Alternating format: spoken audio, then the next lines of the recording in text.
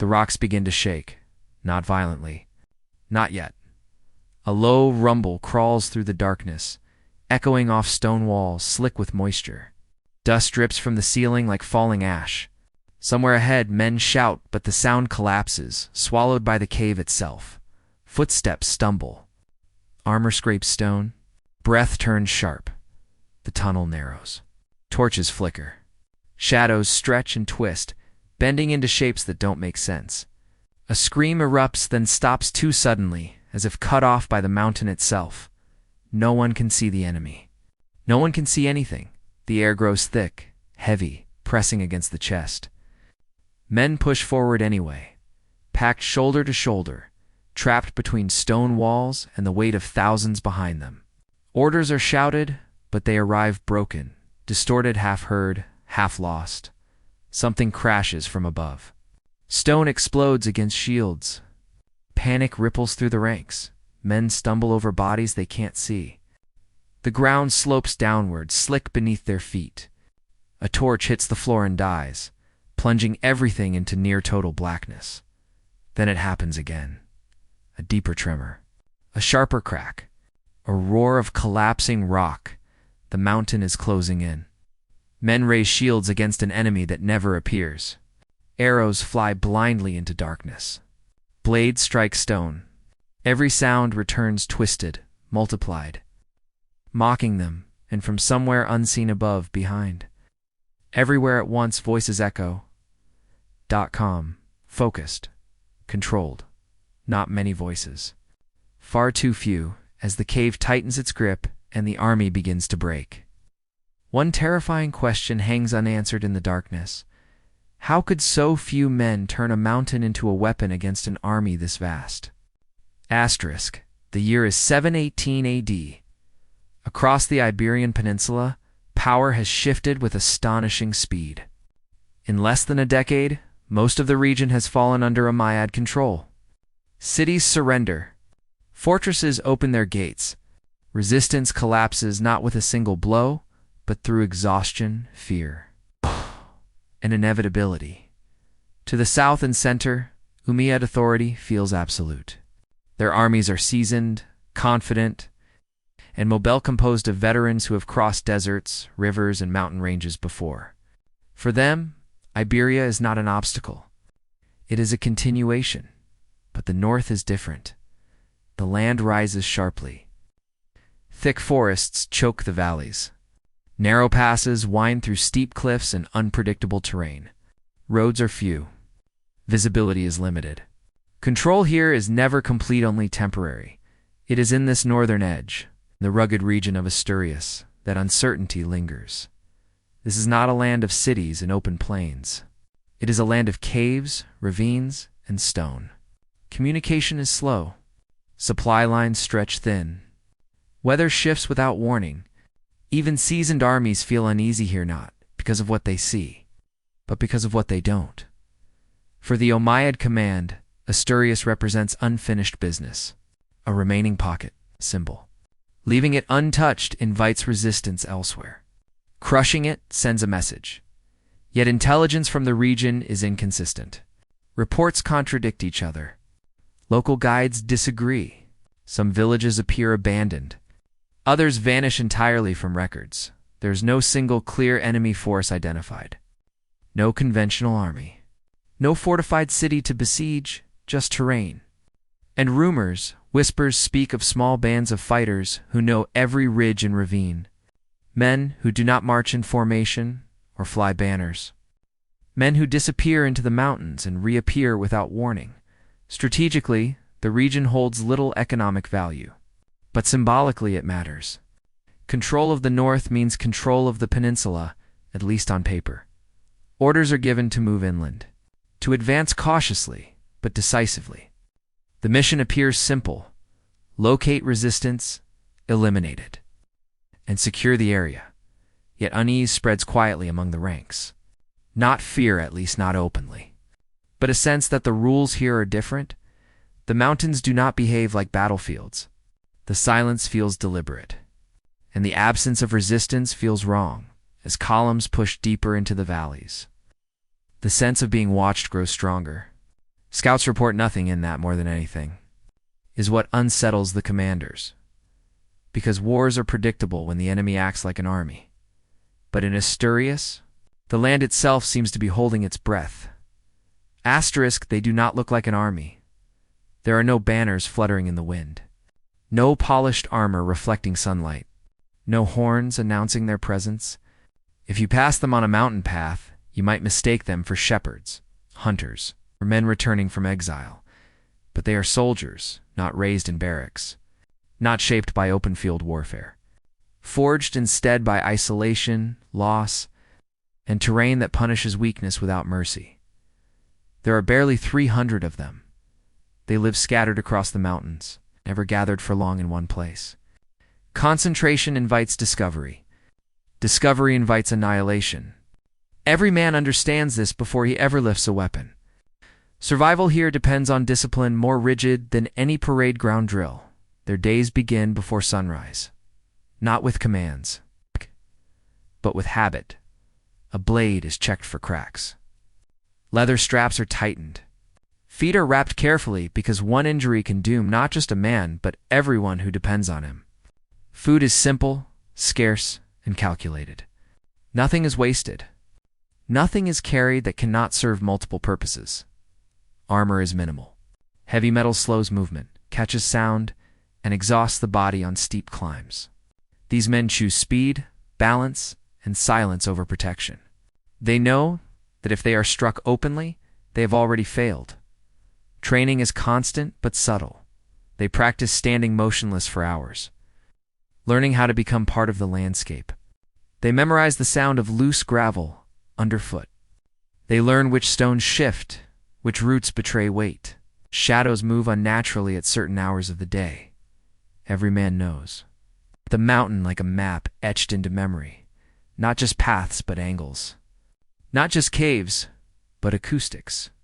Not just heights, but how sound travels between them. There is no tolerance for carelessness. A snapped branch, a dropped stone, a careless word spoken too loudly. Any of these can mean death not as punishment, but as consequence. And consequences here are absolute. Rules are enforced without cruelty, but without mercy. Disobedience is rare because punishment does not need to be announced.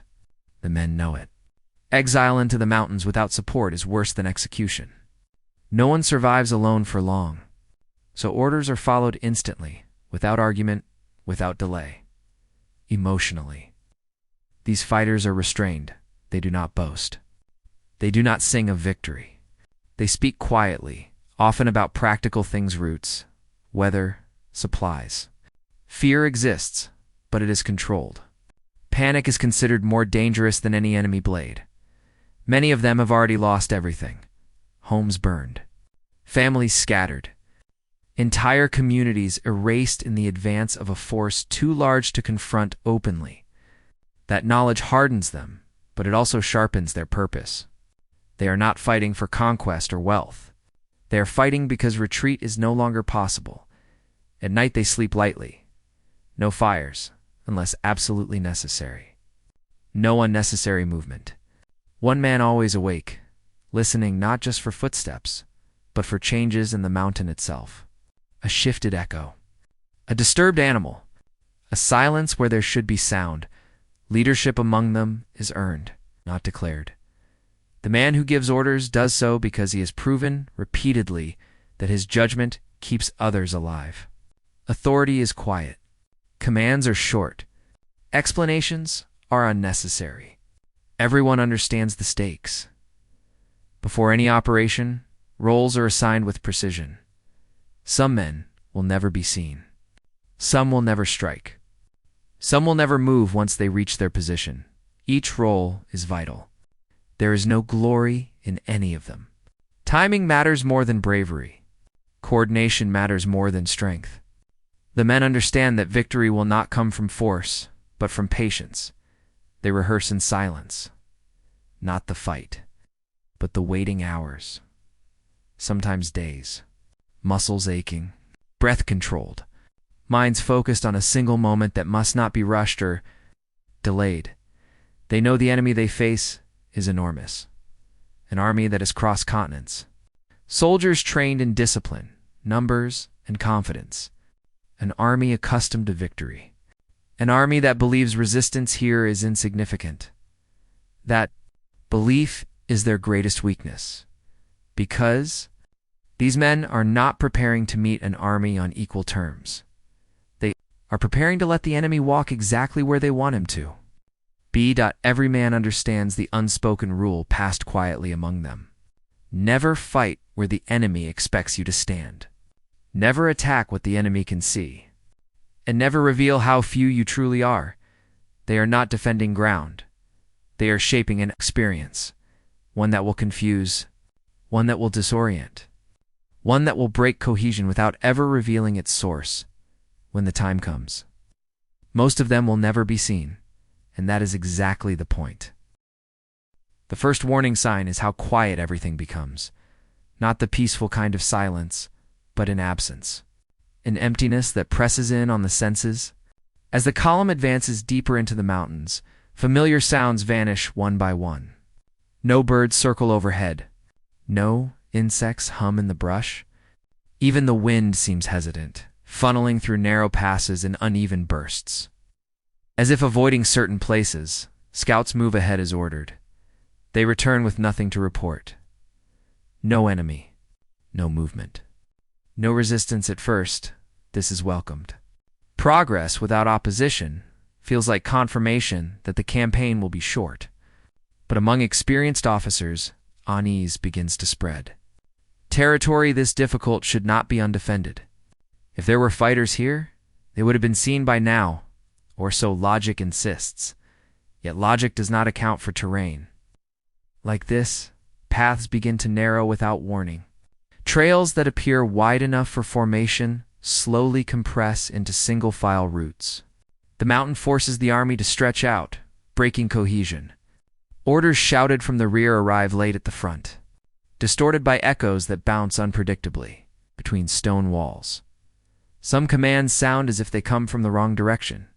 Guides hesitate. They exchange quiet words, pointing at rock faces and tree lines, disagreeing over routes that should be familiar. One insists a path leads through safely. Another swears it ends abruptly.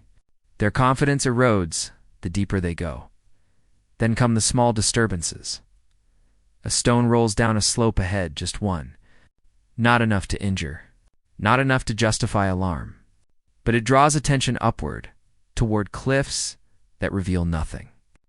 Moments later, another falls somewhere else. Again, no source is seen.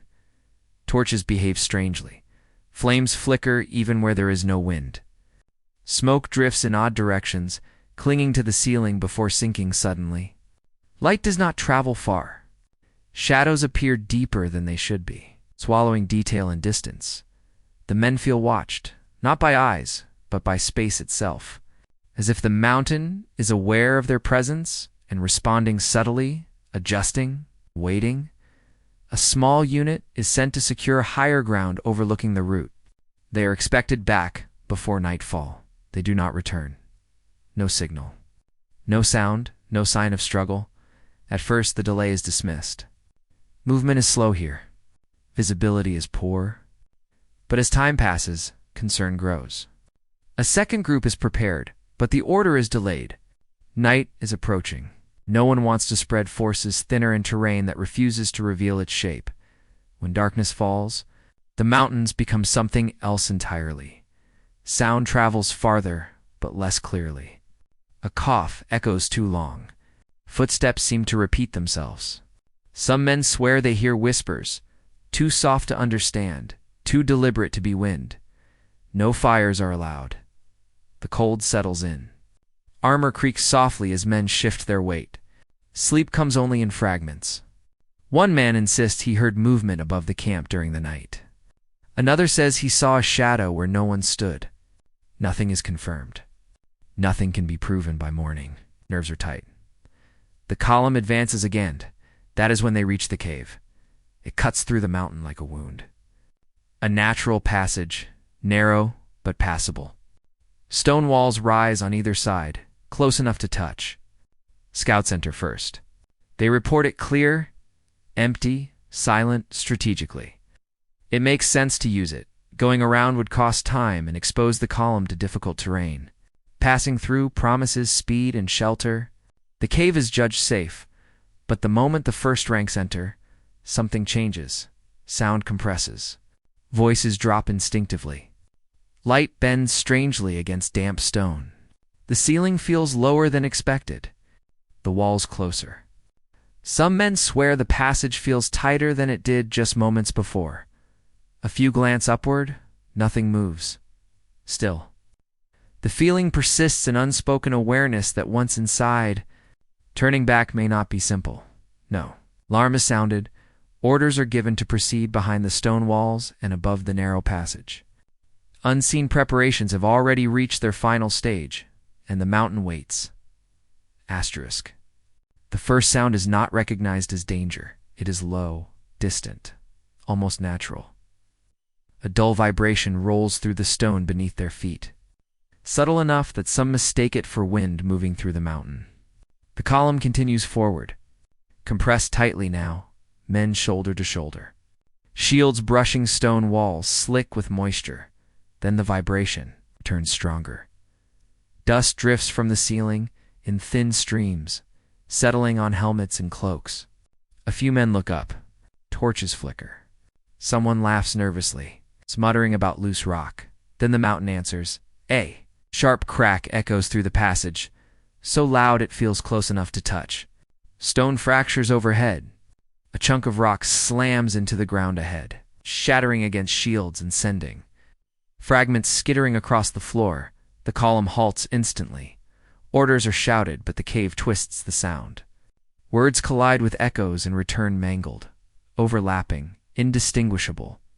Men in the rear push forward, unaware of what has happened ahead. Those in front try to step back and find there is nowhere to go. Another impact, this one closer. The ceiling sheds more stone, not randomly, but in a pattern that feels deliberate. The ground shakes again, longer this time. Torches drop. One extinguishes as it hits the damp floor, plunging a section of the passage into darkness. Panic begins to spread, not as screams, but as movement. Men shift their weight. Shields rise instinctively. Blades scrape free of scabbards, ringing sharply against stone. Someone stumbles, and the line breaks just enough to create confusion that ripples backward through hundreds of bodies. It's packed into too little space. Then it happens again, a deeper rumble, a heavier collapse. Stone crashes down behind the column. The exit narrows, then disappears. Dust fills the air, thick and choking. Breathing becomes painful. Eyes burn. Men cough, shouting warnings that no one can clearly hear. The cave no longer feels like a passage. It feels like a sealed chamber slowly tightening, and still. There is no visible enemy. Arrows are loosed blindly into the darkness ahead. They strike stone and vanish.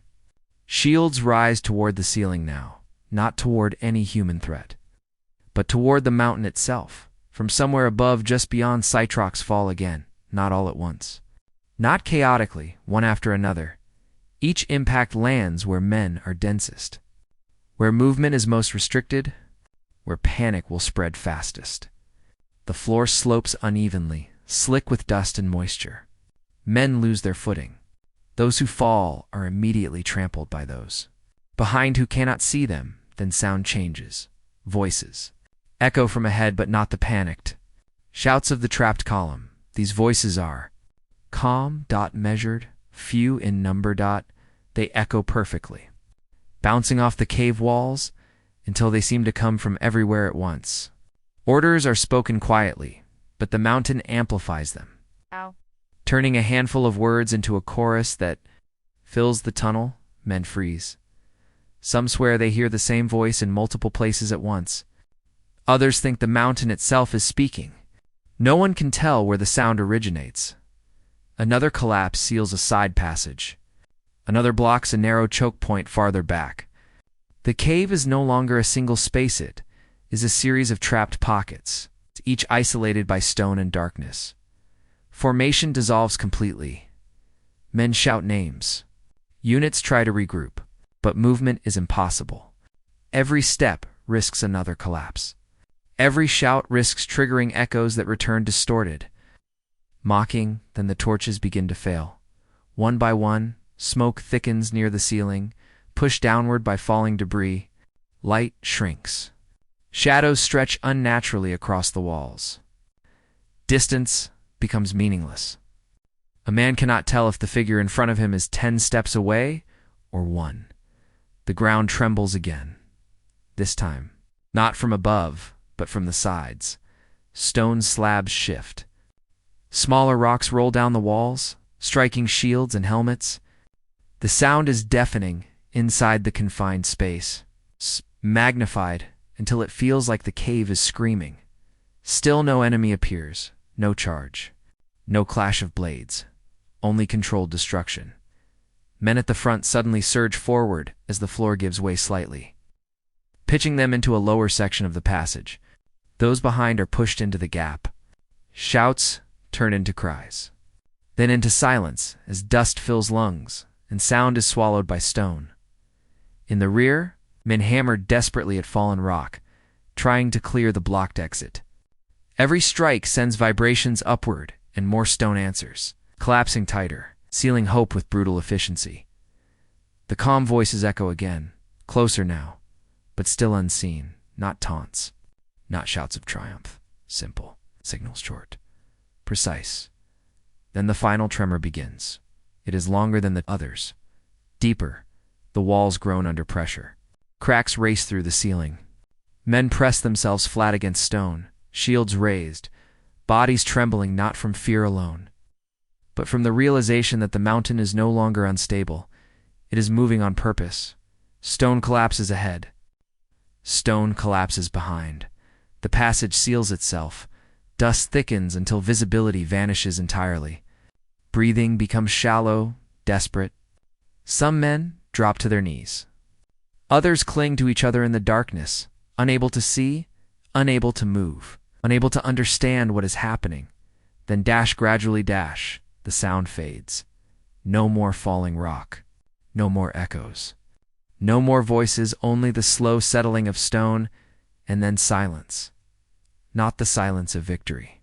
Not the silence of death, but the silence of something erased.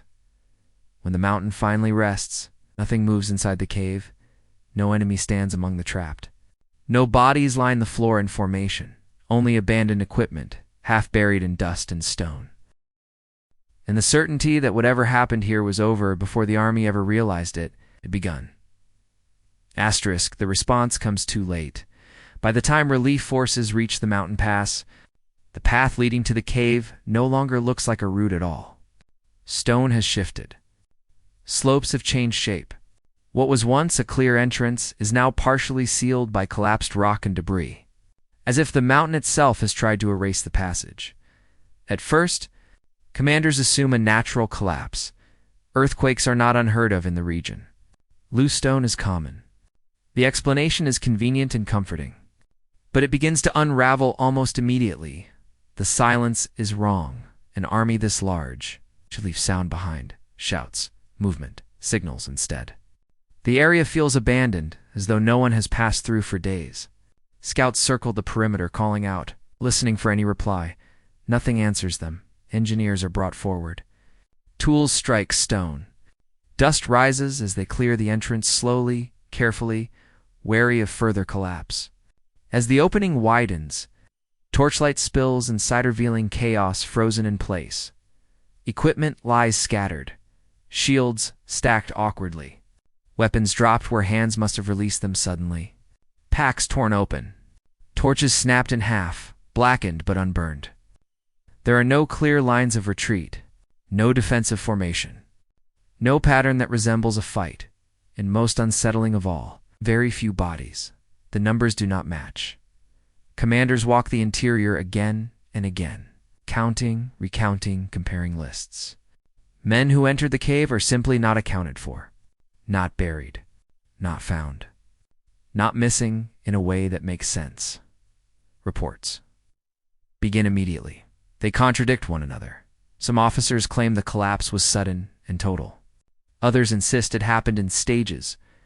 A few soldiers swear they heard voices echoing inside the cave long after the collapses should have made sound impossible. These statements are quietly noted and then excluded from official summaries. Interrogations follow. Survivors from the outer edges of the column are questioned repeatedly. They struggle to describe what happened. Their accounts shift. Memory fragments surface without order. They speak of confusion, of darkness, of sound behaving incorrectly. When asked directly if they saw an enemy, most hesitate then. Answer, no. That answer causes visible discomfort among those recording the reports because an army does not simply disappear inside a mountain without cause engineering. Assessments are ordered. The cave is examined for signs of instability. Some fractures appear recent. Others do not. Certain collapse points seem too precise, blocking exits rather than simply falling inward. But these observations remain unofficial. Higher command grows impatient. Supplies are stretched. Morale is shaken. Rumors spread faster than facts. Soldiers whisper about curses, about traps, about enemies who cannot be seen. Confidence erodes, and that is dangerous. So the narrative begins to change. What was first recorded as an unexpected collapse becomes a controlled withdrawal.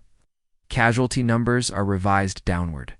Entire units are quietly removed from rosters, reassigned on parchment rather than accounted. For in reality, maps are redrawn. The cave is marked as unstable, dangerous, unsuitable for passage. Orders are given that no further exploration is necessary. Witnesses are dispersed. Some are reassigned far from the region. Others are sent home early. A few are never questioned again. Their names appear once in reports and never again in later records. Requests for further investigation are denied. The explanation is finalized quickly, almost hastily. There is no public reckoning. No attempt to recover everything left behind. The mountain is sealed and avoided, as if distance alone might erase what happened. And yet, inconsistencies remain. Numbers never fully align. Timelines shift subtly between documents. Descriptions grow less detailed with each retelling. What should have been clarified instead becomes obscured, not by a single order, but by many small decisions, omissions, revisions, silences. Because acknowledging the truth would mean admitting something far more dangerous than defeat. It would mean admitting that a vast, disciplined army entered a confined space, was undone without ever truly seeing its enemy. And that idea is quietly buried, along with whatever the mountain chose not to give back. Asterisk in the years that follow. The Battle of Covadonga is recorded but never fully explained. The outcome is clear. The cause is not, as reports circulate and later chronicles attempt to reconstruct what happened inside the mountain. Several theories emerge. Each offers an explanation. Each collapses under closer scrutiny, and none are ever officially confirmed. The most widely accepted explanation is also the most practical. A small, disciplined force used intimate knowledge of the terrain to trigger controlled rockfalls, sealing entrances and creating chaos inside the cave. Gravity became a weapon. Stone replaced steel. Numbers became irrelevant. On the surface, this makes sense. The cave's narrow passages, steep angles, and unstable ceiling could be manipulated with minimal effort. A handful of men positioned above and behind the passage could collapse key points without ever engaging directly. But this theory raises uncomfortable questions. If the trap was so precisely executed, why do official engineering reports describe the collapse as irregular? Why were no tools or preparation sites found above the cave? And how did such a small group coordinate timing so flawlessly without visible signals? The explanation works until the details refuse to align. Another explanation shifts blame inward. According to this theory, the cave did not defeat the army defeated itself. A minor collapse triggered fear. Fear triggered disorder. Disorder caused deadly compression inside a confined space. Men pushed forward. Others retreated. Formations broke. The mountain simply finished what panic began. This version appears frequently in revised reports. It is safer, less humiliating, easier to explain, but it does not account for the silence. Panic leaves traces, shattered formations, clear evidence of trampling, bodies concentrated in predictable areas. None of these patterns fully appear in the cave, and panic does not erase units, yet entire sections of the column vanish from records entirely, as if they were never there. Some accounts suggest the presence of local guidesmen who knew the terrain and led the column into the cave deliberately. This theory claims the guides were not merely mistaken, but complicit. They chose the route. They recommended the cave. They disappeared before the collapse. It would explain the army's vulnerability. But no names are ever recorded. No interrogations survive. No punishments are documented. The guides simply cease to exist in the records. No mission to clean to feel accidental. If betrayal occurred, it was erased as thoroughly as the soldiers inside the mountain. The final theory is the most unsettling. It suggests the truth was deliberately buried not because it was unclear, but because it was clear enough to threaten authority. An empire built on momentum cannot admit it was halted by a few hundred men using nothing but terrain and patience. Such an admission would invite resistance everywhere, so the story was softened. Numbers were reduced. Details removed. Witnesses silenced through reassignment, distance, or time. Not through a single decree, but through quiet agreement, because history does not always erase events violently. Sometimes it simply stops asking questions. What remains is a space where certainty should be. Contradictory documents. Missing names. A cave sealed and avoided. Theories pile atop one another, but none are allowed to settle. And perhaps that is the point, because as long as the truth remains uncertain, the lesson of Covadonga remains incomplete. Was it a trap? A collapse? A betrayal? Or something intentionally forgotten? The records refuse to answer, and the mountain does not speak. Covadonga remains shrouded in mystery. The battle is recorded in chronicles, listed in military accounts, and mentioned in histories of the Iberian Peninsula, but the details of what truly happened inside that cave are absent. Official reports speak only in cautious, sanitized terms. Numbers are reduced. Explanations are vague, and the voices of those who witnessed it firsthand are lost, dispersed, reassigned, or erased from memory entirely. The outcome is undeniable. 300 men faced a vast army, and yet somehow they prevailed, or at least survived. The cave that swallowed hundreds of soldiers has become both monument and enigma. Why has the truth remained hidden? Perhaps because the empire that suffered could not bear to admit how icily it was undone. Perhaps because acknowledging the reality would have inspired fear or rebellion elsewhere. Or perhaps because some victories are not meant to be understood. They are meant to linger in whispers and shadows. In the spaces between stone walls and memory, we are left with fragments, reports that contradict one another, empty caves, scattered equipment, and a mountain that seems to have its own will. Scholars debate. Historians speculate. Theories multiply, but certainty remains impossible. Some lessons can be drawn. That numbers alone do not determine victory. That knowledge, preparation, and terrain can become weapons more effective than armies.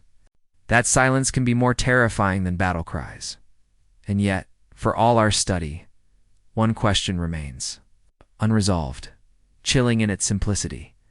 What really happened inside that cave? No record, no file, no surviving witness can answer. And perhaps that is the way it was meant to be.